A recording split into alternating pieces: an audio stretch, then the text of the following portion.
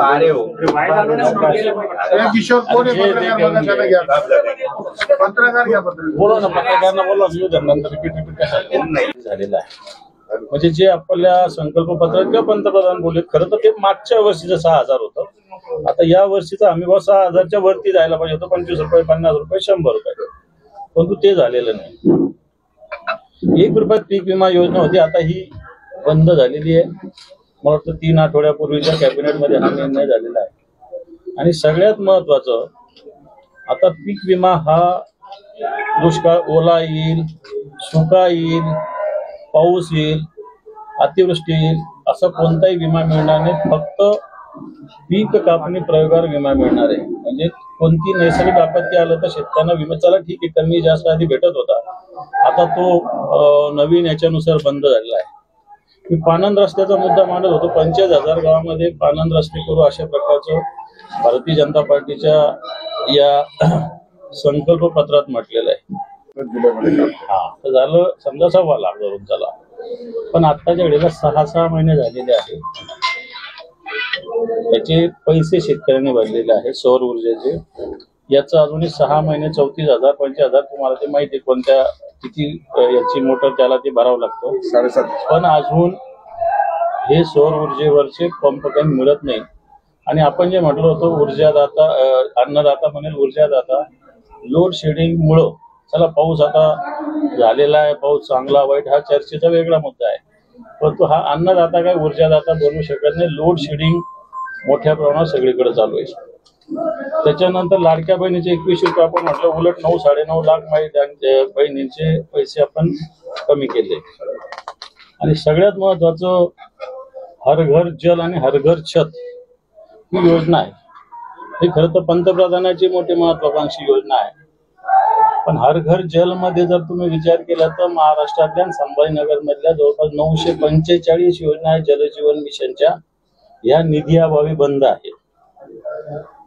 साहेब, आरोप मान्य मी याच्याकरता करत नाही. आमच्या सरकारवरून सामील झाले, त्याच्यामुळे काही गोष्टी ज्या असतात त्याला वेळ लागत असतो. जसं वॉटर ग्रीड तुम्ही म्हणाल तर आज नाही होणार, त्याला 5 वर्ष 7 वर्षाचा हा प्रोजेक्ट आहे. नदी जोड तुम्ही विचार करू शकता, नाले नुसते जर आपल्याला खुलीकरण करायचं असतं तर वर्ष जातो.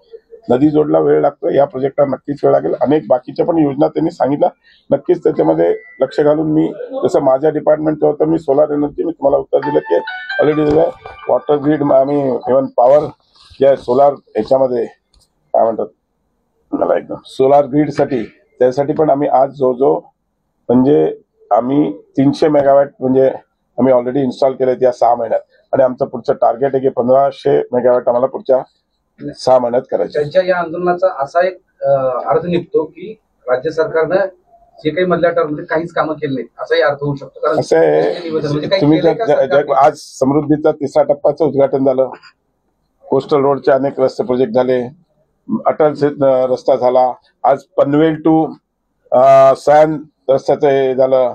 असे अनेक प्रोजेक्ट चालू आहेत ज्याचं तुम्ही जर काय झालंय जी झालेत त्याचं पण काहीतरी आज विमानतळ डिसेंबरमध्ये सुरू होतंय.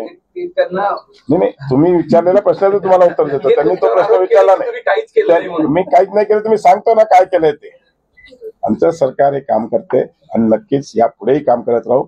आज छत्रपती संभाजीनगरमध्येच जे एकही प्रोजेक्ट आला नव्हता, आज 52,000 कोटीचे उद्योग या शहरामध्ये आणून जवळजवळ 50,000 युवकांना रोजगार उपलब्ध करून देण्याचा प्रयत्न आमच्या सरकारने केला. आणि नक्कीच अजूनही 1 लाख कोटीचा एक प्रोजेक्ट लवकरच आम्ही त्याचा MOU साईन करतोय. चलो, थँक्यू.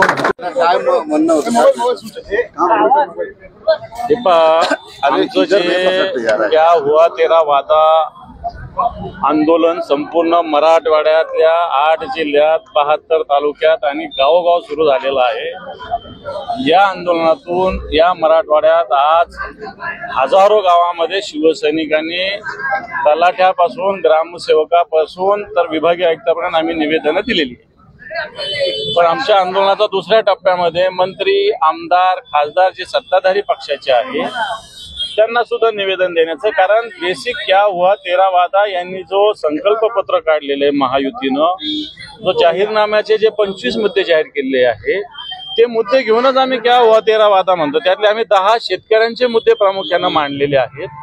मग त्यात कर्जमुक्तीचा असेल, शेतकऱ्यांना शेतकरी सन्मान योजनेचे 15,000 रुपये करण्याचा असेल, पीक विम्याचा असेल, ऊर्जेचा असेल म्हणजे सौर ऊर्जा असेल किंवा जी आपली रुटीन ऊर्जा आहे ती ऊर्जा असेल, त्याच्यानंतर या मराठवाडा वॉटर ग्रीडचा विषय असेल, हे सगळे मुद्दे आम्ही या आंदोलनाच्या माध्यमातून मांडलेले आहेत. सगळ्या गावोगाव एकच आमचं एक कलमी निवेदन आहे. असं इकडं वेगळं, नांदेडला वेगळं, लातूरला वेगळं, संभाजीनगरला वेगळं नाही, प्रत्येक गावात एक निवेदन आम्ही दिलेलं आहे. आणि आज इथं अतुलजी सावे, खरं तर हे आंदोलन उद्या होतं पण अतुलजी सावे 2 दिवस इथं नाही, या शहरातले ते मंत्री आहेत म्हणून त्यांनी मला सांगितलं की मी 2 दिवस इथं नाही, तुम्ही आज आले तर मी तुमचं नक्की तुम्हाला भेटेल. तर आम्ही सगळे शिवसैनिक आज त्यांना भेटलो. खरं तर उद्या परवा आमचं आंदोलन होतं पण तो ठीक आहे. आज आम्ही 1 दिवस आधी हे आंदोलन केलेलं आहे. अतुलजी सावे यांची आम्ही भेट घेतली.